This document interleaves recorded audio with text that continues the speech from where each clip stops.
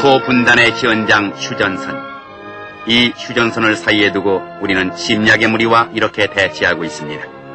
6.25의 뼈저린 순환의 역사가 있기에 우리는 일각의 방심도 있을 수 없습니다. 그러나 우리는 지금 중대한 시련의 벼랑 위에 서 있습니다.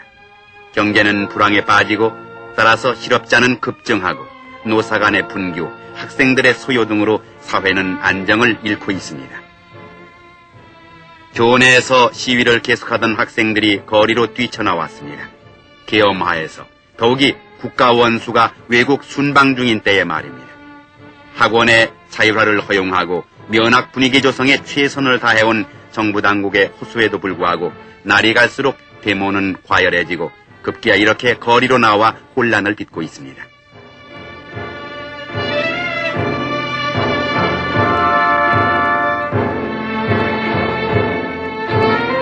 가뜩이나 어려운 때에 온 국민이 한 덩어리가 되어 나라 살림을 걱정해도 난국을 이겨나가기 힘든 이 시국에 이렇게 혼란을 빚어서야 되겠습니까?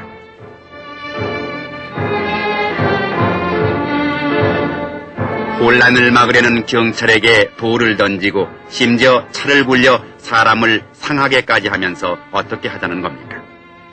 예정을 앞당겨 귀국한 최규하 대통령은 나라의 안전을 위해 5월 18일 자정을 기해서 전국 일원의 비상계엄을 확대 선포하고 전국 대학에 휴교령을 내렸으며 내각을 개편했습니다. 그리고 계엄사령관은 18일 1시를 기해 포고령 제10호를 발표했습니다. 그런데도 광주에서는 이날 또 참으로 엄청난 사태가 벌어졌습니다. 학생들의 데모로 시작된 소요는 난동으로 변하고 급기야 인구 80만의 광주시는 치안 부재의 도시가 되었습니다. 명분으로 내세운 민주화나 정치 발전은 이렇게 해서 얻어지는 것은 아니지 않습니까? 아무리 그 주장이 옳다고 해도 추구하는 방법이 이치에 어긋난다면 그 주장의 정당성마저 그르치고 맙니다. 혼란은 적의 침공을 자초합니다. 내부의 혼란이 국력을 소모해서 끝내 멸망하고 만 월남의 최후에서 우리는 그것을 보지 않았습니까? 전쟁의 와중에서도 데모로 해가 뜨고 데모로 해가 지던 월남. 월남 사람들은 전쟁은 남의 나라 군대에 맡겨놓고 자유만을 외치다가 자멸하고 말았습니다. 군사력이 열세였던 것도 아니요 물자가 모자랐던 것도 아닙니다. 월남의 군인들은 혼란만을 일삼는 국민들을 뒤에 두고 싸울 용기를 잃었기 때문입니다. 자유를 외치다가 그 자유마저 잃고만 월남 사람들. 공산치하의 학정에 못 이겨 탈출해 나왔지만은 그들의 설당은 이 지구상엔 없습니다. 그들은 이렇게 표류해가며 후회를 되풀이하지만 이미 때는 늦었습니다.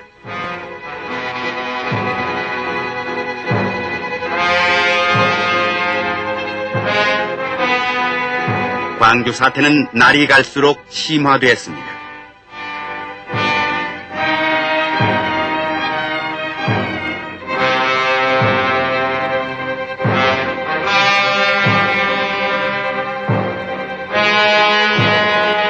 공공건물에 불을 지르고 무기고를 습격해서 무기를 탈취하고 방위산업체를 습격해 군장비를 탈취하고 불타는 건물이 누구의 재산이며 탈취한 무기와 장갑차는 누구와 싸울 무기입니까?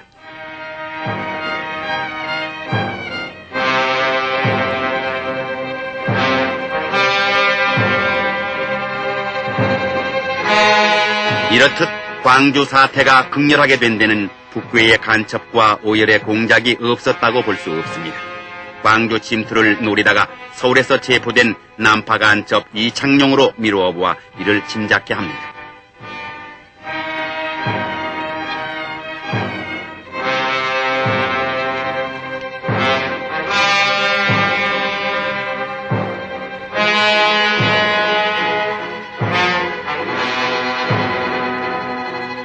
때는 왔다는 듯이 북괴는 정규방송을 전면 중단하고 우리의 혼란을 선동하고 있습니다.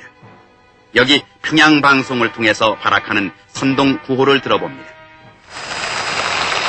생명의 권리와 민주주의를 위한 남조선 인민들과 청년 학생들이 정의의 애국적 투쟁을 적극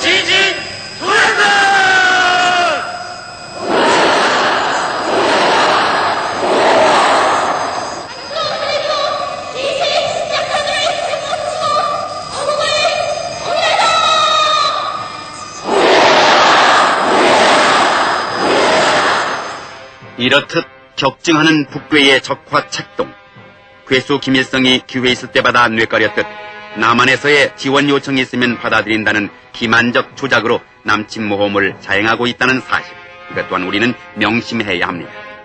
우리 사회의 혼란, 이런 양상이야말로 북의 무리가 노리고 있는 통일 전략의 연출 무대, 바로 그것입니다.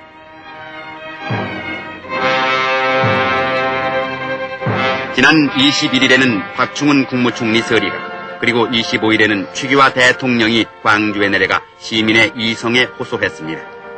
최 대통령은 담화를 통해서 다 같은 동포요 국민인 이상 얘기해서 해결할 수 없는 일이 없다고 말하고, 이런 상황의 계속은 국가 안위와 직결된다는 것을 깊이 생각하고 냉정과 이성을 되찾아 사태를 수습해 나가자고 호소한 것입니다. 정부 수립 후 혼란 속에서 불의의 침공을 받은 6.25. 사흘 만에 공산 침략의 무리에게 수도 서울을 내주고 우리는 피란길을 재촉해야 했습니다.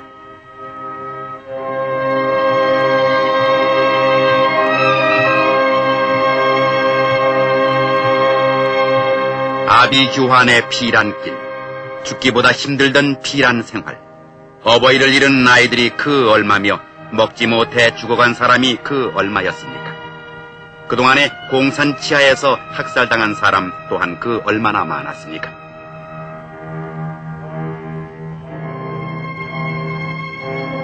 폐허의 서울, 그 참상이 우리의 기억에서 멀어져 갑니다.